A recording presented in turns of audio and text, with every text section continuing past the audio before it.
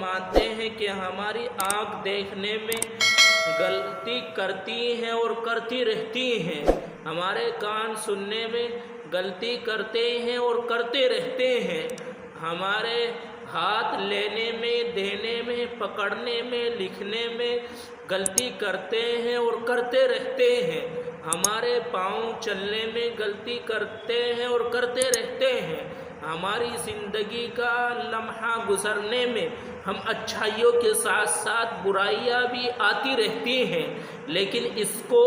برائیوں کو مٹانا ہے اور اس کے لیے دوائی کا استعمال کرنا پڑے گا۔ جس طریقے سے ہمارا کپڑا میلا ہو جاتا ہے تو اس کو صفائی کے لیے سرف یا صابن سے دھویا جاتا ہے، پھر اس کو سکھایا جاتا ہے، پھر اس کو پہنا جاتا ہے تو وہ عمدہ ہو جاتا ہے۔ اگر کپڑا میلا ہو جائے اور پھر اس کو اسی طریقے سے نکال کر نہانے کے بعد پھر دوبارہ پہن لیا جائے تو وہ اچھا نہیں لگے گا، بدن کے اندر پسینے کی بدبو آنی شروع ہو جائے گی۔ تو اس کپڑے کو دھوتے ہیں کیوں؟ وہ میلا ہو چکا ہے، تو ہمارا دل سیاہ ہو چکا ہے اور ہمارا دل کالا ہے، تو ہمارے دل میں اچھائیوں کے ساتھ ساتھ برائیاں بھی ہیں، تو برائیوں کو ختم کرنے کے لیے جس طریقے سے کپڑے کی دھلائی کرتے ہیں تو دل کی بھی دھلائی کرنی پڑے گی اور دوائی کا استعمال کرنا پڑے گا۔ جب ہم اس دوائی کا استعمال کریں گے تو دل کے اندر نورانیت پیدا ہوگی۔ وہ دوائی استغفر اللہ الذی لا الہ الا هو الحی القیوم، یا جو بھی استغفار ہو، یہ سب سے چھوٹا استغفار جس سے نہ آتا ہو، استغفر اللہ الذی لا الہ الا ہو،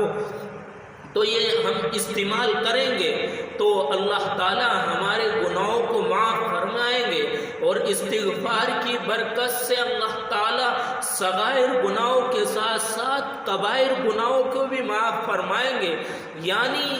یہ مہینہ رحمت کا مہینہ ہے، مغفرت کا اور بخشش کا سیزن ہے، اور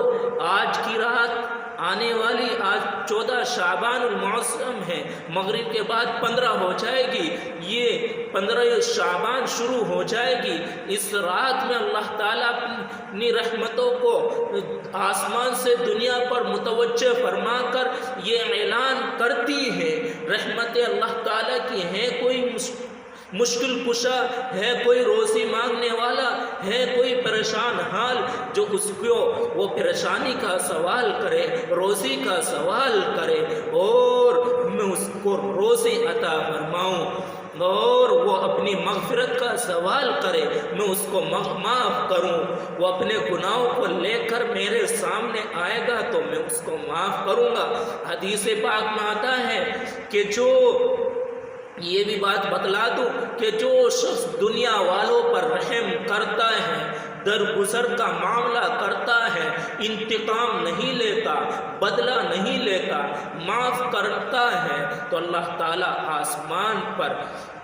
اس کو معاف کریں گے اور آسمان والا اس کی مدد فرمائیں گے، اور آج جو دنیا والے پر رحم کرے گا تو آسمان والا اس پر رحم کرے گا، تو آسمان والے کی رحمت بہت وسیع ہے۔ اس رحمت کو تلاش کرنے کے لیے، اس رحمت کو اپنے اندر اتارنے کے لیے ہمیں اچھا بننا ہوگا اور اچھائیوں کو اتارنا ہوگا، درگزر سے کام لینا ہوگا، اور انسان سے غلطی ہوتی رہتی ہے، جیسے میں نے بتلایا کہ خود سے غلطی ہوتی ہے تو اسی طریقے سے دوسرا انسان بھی غلطی کرتا رہتا ہے، تو اپنے غلطی کے لیے استغفار اور دوسرے کی غلطی کے لیے بھی توبہ استغفار کی جائے، اور اپنے اکابر کے لیے، اپنے علماء کرام کے لیے اور اپنے گھر والوں کے لیے، اپنے رشتہ داروں کے لیے رحمت کی اور ان کی عمر میں سکون کی دعائیں کرے، اور اپنے مرحومین کی مغفرت کے لیے دعائیں کرے، تو یہ چیزیں وہ ہیں کہ ہم کریں گے تو اللہ تعالیٰ ہمارے لیے بھی ہماری نسلوں کو تیار کر دیں گے، ہمارے متعلقین ہمارے لیے دعائیں کریں گے، دعائیں مغفرت کریں گے، اور وہ دن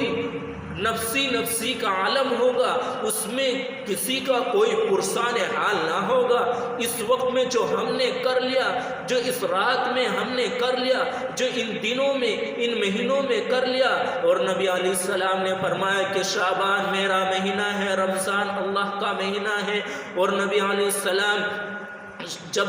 رجب کا چاند نظر آتا تو اللہم بارک لنا فی رجب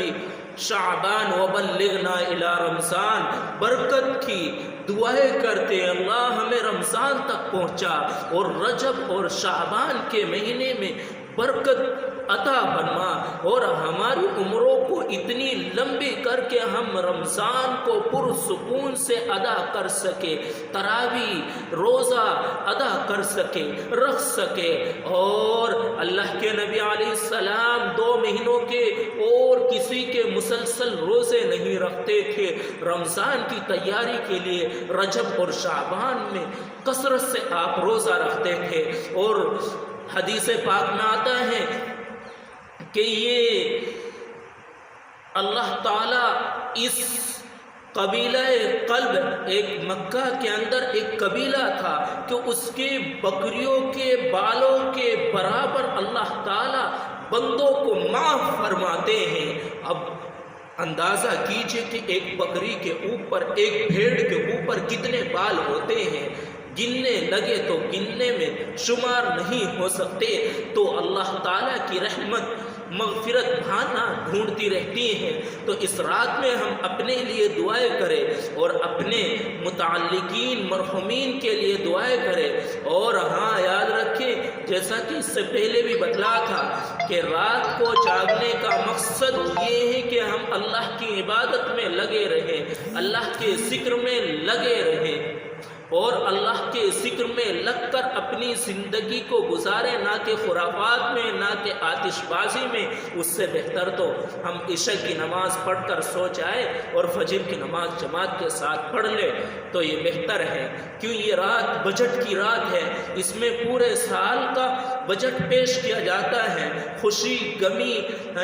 موت و حیات پیش کیا جاتا ہے، اور پھر اگلے سال کا پورا کتنی خوشی آنی ہے، کتنی روزی ملنی ہے، کیا ملنا ہے کیا نہیں ملنا ہے، تو وہ بجٹ پھر تیار کیا جاتا ہے، پھر لکھا جاتا ہے۔ اور 27ویں شب قدر میں یہ فائل اللہ تعالیٰ فرشتوں کو سونپ دیتے ہیں، ان کی ذمہ داریاں ان کو عطا فرما دیتے کہ تمہاری یہ ذمہ داری ہے، یہ فائل تیار ہو جاتی ہے، پورے سال کا بجٹ بن کر تیار ہو جاتا ہے۔ تو نبی علیہ السلام نے فرمایا کہ میں یہ چاہتا ہوں کہ رات کو اللہ کا ذکر، تلاوت، نوافل اور دعاؤں میں رہوں، اور دن کا میں روزہ رکھوں، کیونکہ میرے اعمال نامے جب پیش کیا جائے تو میں اس حال میں ہوں کہ میں روزے کی حالت میں